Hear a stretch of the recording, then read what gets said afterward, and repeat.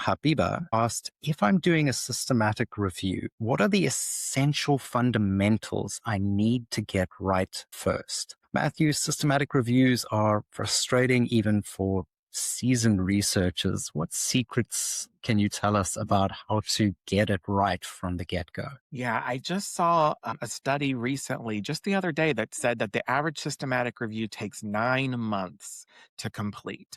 So it is a huge undertaking to do a systematic review. And I think your question here is really wise, Abiba, because it's all about how do we start? How do we get those Yeah. fundamentals in place so that as we're on this lengthy journey to create a systematic review, we stay on track?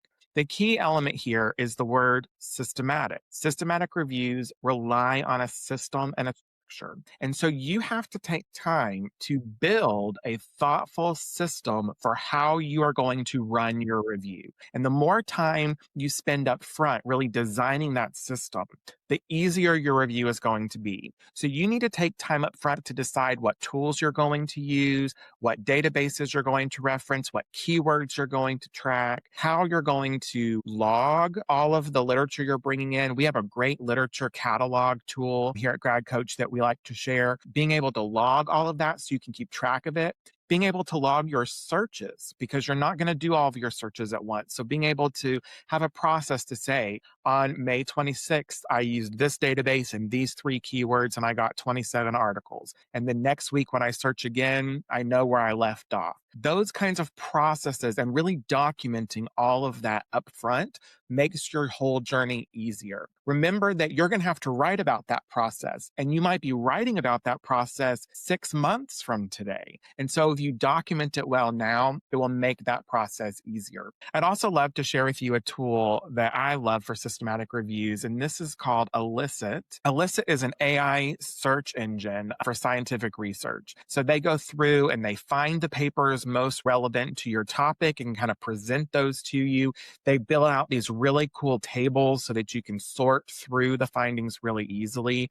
I'm recommending this to almost all of my clients when they're working through systematic review processes or lengthy literature review processes as well. I just find that it really makes the process much faster because it's looking across multiple databases in one search. So I would definitely encourage you checking that one out. So, thinking about this, how do we know we're on the right track when we're doing the systematic review? What are the key things we have to keep in mind during the systematic review process, Matthew? I think the biggest challenge to systematic review is content drift. It's very easy as you work through your review to allow yourself to drift away from whatever it is that you set out originally to study. So that's again why it's so important that we create those strong systems up front to track our work, that we brainstorm those strong keywords up front so that when we Mhm. start adding new keywords later, which is normal, that's going to happen because you're going to find new keywords, but we're able to kind of go, does this keyword match the other ones? And are we still moving on the right path?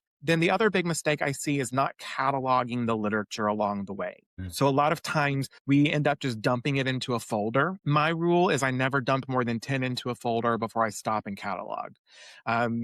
That seems to work well for me. 10 feels like a manageable number. Eventually, you're going to have 50, you might have 100, you might have 500 articles in your systematic review, depending on what your topic is and how heavily it's been studied.